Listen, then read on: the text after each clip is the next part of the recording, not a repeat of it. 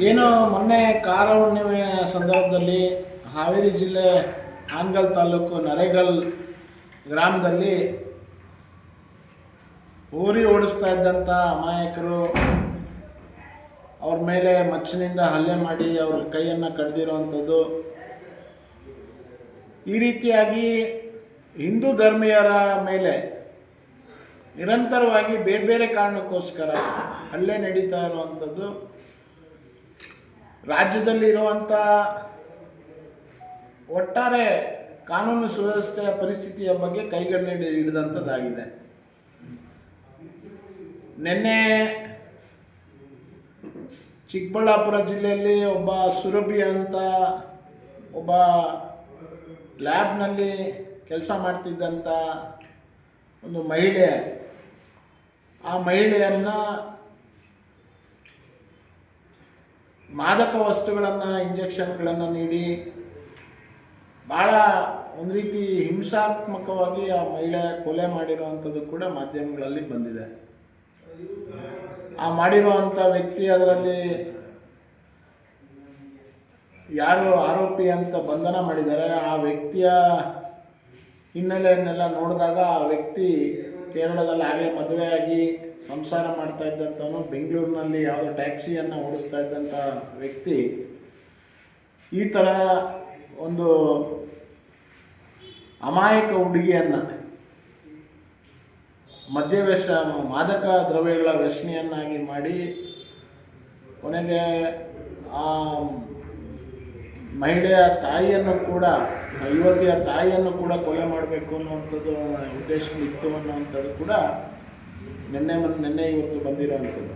ಇದು ಒಂದು ರೀತಿ ಕರ್ನಾಟಕದಲ್ಲಿ ಕಾನೂನನ್ನು ಕಾಪಾಡಬೇಕಾದಂಥ, ಕಾನೂನು ರಕ್ಷಣೆ ಮಾಡಬೇಕಾದಂಥ ಗೃಹ ಸಚಿವರು ಬೆಳಗ್ಗೆಯಿಂದ ಸಂಜೆ ತನಕ ಅವರಿಗೆ ಸಂಬಂಧ ಇಲ್ಲದಿರೋಂಥ ವಿಷಯಗಳ ಬಗ್ಗೆ ಮಾತನಾಡ್ತಾ, ಟ್ವೀಟ್ ಮಾಡ್ತಾ, ಮತ್ತು ಅವರು ಭಾಳ ಪಂಡಿತರು ಅನ್ನುವಂಥ ರೀತಿಯಲ್ಲಿ ನಡ್ಕೊಳ್ಳೋವಂಥ ಗೃಹ ಮಂತ್ರಿ ರಾಜ್ಯದಲ್ಲಿದೆ. ಹಿಂದೆ ಇದ್ದಂಥ ಗೃಹ ಮಂತ್ರಿ ನನಗೆ ಗೊತ್ತಿಲ್ಲ ಅಂತ ಹೇಳ್ತಾ ಇದ್ರು, ಇವತ್ತಿರುವಂಥ ಗೃಹ ಮಂತ್ರಿ ನನಗೆಲ್ಲ ಗೊತ್ತಿದೆ ಅನ್ನುವಂಥ ಗೃಹ ಮಂತ್ರಿ ಬಂದ್ಬಿಟ್ಟಿದೆ.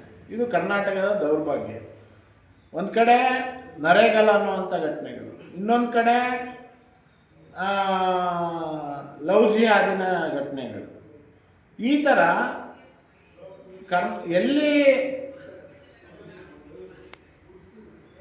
ಕಾನೂನನ್ನು ಕಾಪಾಡಬೇಕಾಗಿರುವಂಥ ಜವಾಬ್ದಾರಿಯುತ ಸರ್ಕಾರ ಇತ್ತು, ಆ ಸರ್ಕಾರ ಸಂಪೂರ್ಣವಾಗಿ ಎಲ್ಲವನ್ನು ಬಿಟ್ಟು ಇವತ್ತು ನ್ಯಾಯಕ್ಕೋಸ್ಕರ, ಸುರಕ್ಷತೆಗೋಸ್ಕರ ಜನ ಪರಿತಪಿಸುವಂಥ, ಪರದಾಡುವಂಥ ಪರಿಸ್ಥಿತಿ ರಾಜ್ಯದಲ್ಲಿ ನಿರ್ಮಾಣ ಆಗಿದೆ.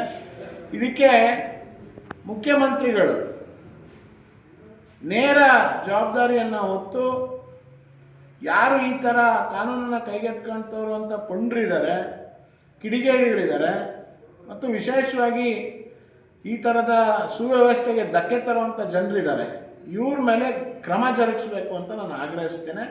ಮತ್ತು ಈ ನರೇಗಲ್ ಘಟನೆಯಲ್ಲಿ ಕೇವಲ ಬಂಧ ಮಾಡೋವಂಥದ್ದಲ್ಲ, ಮುಂದೆ ಈ ರೀತಿಯ ಯಾರು ಮಚ್ಚನ್ನು ಕೈಯಲ್ಲಿ ಹಿಡಿತಾರೋ ಅಂಥವ್ರನ್ನ ನೀವು ಇವತ್ತೇ ಗುರುತಿಸಿ ಅವ್ರನ್ನ ನೀವು ತಹಬದಿಗೆ ತರೋವಂಥ ಕೆಲಸ ಮುಖ್ಯಮಂತ್ರಿಗಳು ಮಾಡಬೇಕು ಅಂತ ನಾನು ಅಲ್ಲಿ ಆಗ್ರಹ ಮಾಡಿ.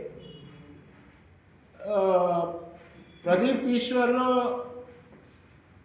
ಅದೇನೋ ಹೇಳ್ತಾರಲ್ಲ, ಸುಮ್ಮನೆ ಯಾರದೇ ಚೇಳು ಬಿಟ್ಕೊಳ್ಳೋದು ಅಂತೇಳಿ, ಆ ವ್ಯಕ್ತಿ ತನ್ನ ಕ್ಷೇತ್ರದಲ್ಲಿ ನಡೆಯುವಂಥ ಕಾರ್ಯಕ್ರಮದಲ್ಲಿ ಬಂದು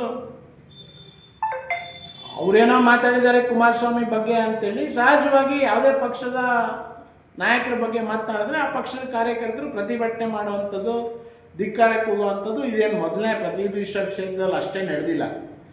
ರಾಜ್ಯದ ಎಲ್ಲ ಕಡೆಗಳಲ್ಲಿ ಈ ಥರ ಏನಾರ ಅವ್ರ ಪಕ್ಷದ ನಾಯಕರ ಬಗ್ಗೆ ಮಾತನಾಡಿದಾಗ ಅದನ್ನು ಖಂಡಿಸುವಂಥದ್ದು, ಧಿಕ್ಕಾರ ಹೇಳುವಂಥದ್ದು, ಕೂಗಾಡುವಂಥದ್ದು ಸಹಜವಾಗಿ ರಾಜಕೀಯ ಪಕ್ಷದಲ್ಲಿ ನಡೆಯುತ್ತೆ. ಇವರೊಬ್ಬ ಶಾಸಕರಾಗಿ ಜವಾಬ್ದಾರಿಯುತ ಸ್ಥಾನದಲ್ಲಿರುವಂಥ ವ್ಯಕ್ತಿ ಧಿಕ್ಕಾರ ಕೂಗದಂಥವ್ರ ಸಂದರ್ಭದಲ್ಲಿ ಸಂಯಮದಿಂದ ವರ್ತನೆ ಮಾಡಬೇಕು. ಪ್ರಜಾಪ್ರಭುತ್ವದಲ್ಲಿ ನಾವೆಲ್ಲ ಇರುವಂಥದ್ದು ಚುನಾಯಿತ ಪ್ರತಿನಿಧಿಗಳಾಗಿ ಜೈಕಾರನೂ ಕೇಳಬೇಕು, ಜೈಕಾರ ಕೇಳಷ್ಟೇ ಒಂದು ಸಂಯಮದಿಂದ ಧಿಕ್ಕಾರ ಆಗಿದಾಗ ಧಿಕ್ಕಾರನೂ ಕೇಳೋವಂಥ ಮನಸ್ಥಿತಿ ಇರಬೇಕು.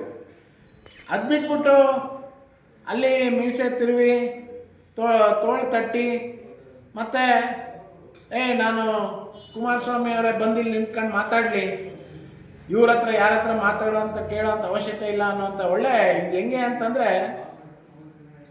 ಈ ಸಿನಿಮಾಗಳಲ್ಲಿ ತೋರಿಸೋಂಥ ರೀತಿಯಲ್ಲಿ ಇದೆಲ್ಲವೂ ಕೂಡ ಹಿಂದೆ ಬರೀ ಸಿನಿಮಾದಲ್ಲಿ ಈ ಥರದಲ್ಲಿ ನಾವು ನೋಡ್ತಾ ಇದ್ವಿ. ಶಾಸಕರಾದಂಥವ್ರು ಅಥವಾ ಚುನಾಯಿತ ಸ್ಥಾನದಲ್ಲಿರೋಂಥವ್ರು ಈ ಥರ ಮಾಡೋ ಅಂಥದ್ದನ್ನು. ಈ ಮನುಷ್ಯ ಈಗ ಅದನ್ನು ಏನಂತ ತಿಳ್ಕೊಂಡಿದ್ದಾನೋ ನನಗೆ ಗೊತ್ತಿಲ್ಲ, ಮಾಡಿದ್ದಾನೆ. ಹಾಗಾಗಿ ಅಲ್ಲಿಯ ಪರಿಸ್ಥಿತಿಗೆ ಆ ಥರ ಆಗಿದೆ. ಆಗಬಾರ್ದಿತ್ತು. ಶಾಸಕ ಅನ್ನುವಂಥವ್ನು ಯಾವುದೇ ಪಕ್ಷದಿಂದ ಗೆದ್ದಿದ್ರು ಕೂಡ ಆ ಶಾಸಕನಿಗೆ ತಂದೆ ಆದಂಥ ಗೌರವ ಸ್ಥಾನಮಾನಗಳಿರುತ್ತೆ. ಅಲ್ಲಿ ನಡೆದಿರೋವಂಥದ್ದು ಕೂಡ ಆತನ ಮೇಲೆ ಏನೋ ಇದನ್ನು ಮಾಡಿರೋವಂಥದ್ದು ಕೂಡ ಅಚಾತುರ್ಯ ನಡೆದಿದೆ. ಆದರೆ ಇವತ್ತು ಭಾಳ ಕೆಳಮಟ್ಟಕ್ಕೆ ಪ್ರದೀಪ್ ಈಶ್ವರು ಶಾಸಕ ಸ್ಥಾನವನ್ನು ಕೆಳಮಟ್ಟಕ್ಕೆ ತಗೊಂಡು ಹೋಗಿರೋವಂಥ ರೀತಿ ವರ್ತನೆ ಮಾಡಿ, ಇಲ್ಲಿ ದಾವಣಗೆರೆಯಲ್ಲಿ ಬಂದರು, ಇಲ್ಲೂ ವೆಹಿಕಲ್ ಮೇಲೆ ನಿಂತ್ಕೊಂಡು ಇಲ್ಲೂ ಇದನ್ನು ಮಾಡೋದು, ಅಲ್ಲಿ ಚಿಕ್ಕಬಳ್ಳಾಪುರ ಸ್ವಂತ ಕ್ಷೇತ್ರದಲ್ಲಿ ವೆಹಿಕಲ್ ಮೇಲೆ ನಿಲ್ಲೋವಂಥದ್ದು, ಕೈ ತಟ್ಟುವಂಥದ್ದು. ಇದು ನನಗನ್ಸುತ್ತೆ ನಮ್ಮ ರಾಜ್ಯದಲ್ಲಿ 224 ಜನ ಶಾಸಕರ ಪೈಕಿ ಈ ಥರ ಯಾವ ಶಾಸಕರು ನಡ್ಕೊತ ಇಲ್ಲ. ಪ್ರದೀಪ್ ಈಶ್ವರ್ ಬೇರೆಯವರಿಗೆ ಟ್ಯೂಷನ್ ಕೊಡೋವಂಥ ಹಿನ್ನೆಲೆಯಿಂದ ಬಂದಿರೋರು ಅಂತ ನಾನು ನೋಡಿದ್ದೇನೆ. ಅದು ಬಹುಶಃ ಅವರಿಗೆ ಒಂದು ಟ್ಯೂಷನ್ ಬೇಕಾಗಿದೆ ಅಂತ ನನಗೆ ಅನಿಸುತ್ತೆ. ನಾನು ಸಿದ್ದರಾಮಯ್ಯನವರಲ್ಲಿ, ಡಿ ಕೆ ಶಿವಕುಮಾರಲ್ಲಿ ಕೇಳ್ಕೊತೀನಿ, ನೀವು ವಿಧಾನಸೌಧಕ್ಕೆ ಯಾರನ್ನು ಕರ್ಕೊಂಬರ್ತೀರಾ, ಅವರು ಕರ್ಕೊಂಬಂದಿರೋ ಅಂಥವರಲ್ಲಿ ಈ ಥರದ ಮುಂಚೆನೇ ಒಂದು ಸ್ವಲ್ಪ ಅವರಿಗೆ ಟ್ಯೂಷನ್ ಸರಿಯಾಗಿ ಕೊಡ್ರಿ. ಅವರಿಗೆ ಮೊದಲು ನೀಟಾಗಿರೋವಂಥದ್ದನ್ನೇ, ನೀಟ್ ಎಕ್ಸಾಮ್ ಇವ್ರು ಬೇರೆಯವ್ರಿಗೆ ಪಾಸ್ ಮಾಡಿಸೋದಿರಲಿ, ಒಬ್ಬ ಶಾಸಕ ಆಗಿ ತಾನೇ ನೀಟಾಗಿರಬೇಕು ಅನ್ನೋವಂಥದ್ದು ಪ್ರದೀಪ್ ಈಶ್ವರ್ ಕಲ್ತ್ಕೋಬೇಕು ಅಂತೇಳಿ ನಾನು ಮುಖ್ಯಮಂತ್ರಿಗಳಲ್ಲಿ ವಿನಂತಿ ಮಾಡ್ತೀನಿ. ಸರ್ ನೋಡಿ, ಈಗಾಗಲೇ BJP ಬಿಡದಿಯಲ್ಲಿರುವಂಥ ರೈತರ ಜಮೀನುಗಳ ಬಗ್ಗೆ ಅಕ್ವಿಸಿಷನ್ ಮಾಡುವಂಥ, ಫಲವತ್ತಾದಂಥ ಭೂಮಿಯ ಅಕ್ವಿಸಿಷನ್ ಮಾಡುವಂಥದ್ದು, ಅದ್ರ ಬಗ್ಗೆ ವಿರೋಧವನ್ನು ನಾವು ವ್ಯಕ್ತಪಡಿಸಿದ್ವಿ. ಅಲ್ಲಿ ಇವತ್ತು ಯಾಕೆ ವಿಶೇಷ ಗಮನ ಬಿಡದಿ ಬಗ್ಗೆ ಇದೆ ಅಂತ ನಮಗೆ ಗೊತ್ತಿಲ್ಲ. ಟೌನ್ಶಿಪ್ ಬಿಡದಿಯಲ್ಲೇ ಆಗಬೇಕು, ಅದೇ ಭೂಮಿಯನ್ನೇ ತಗೊಂಡು ಮಾಡಬೇಕು, ಈ ಥರದ್ದು ಯಾಕೆ ಮಾಡ್ತಾರೆ? ಹಿಂದೆ ಸಿದ್ದರಾಮಯ್ಯನವ್ರು ಮುಖ್ಯಮಂತ್ರಿ ಇದ್ದಾಗ ದೇವನಹಳ್ಳಿಲಿ ಅದೇ ಥರ ಮಾಡೋಕ್ಕೆ ಹೋಗಿದ್ರು. ಕೊನೆಗೆ ದೇವನಹಳ್ಳಿಲಿ ಹೋರಾಟಗಳೆಲ್ಲ ಆಯಿತು, ಕೈ ಬಿಟ್ಟರು. ಇವತ್ತು ಡಿ ಕೆ ಶಿವಕುಮಾರ್ ಅವರು ಬಿಡದಿ ಕಡೆಗೆ ಕಣ್ಣನ್ನು ಹಾಕಿರೋವಂಥದ್ದು.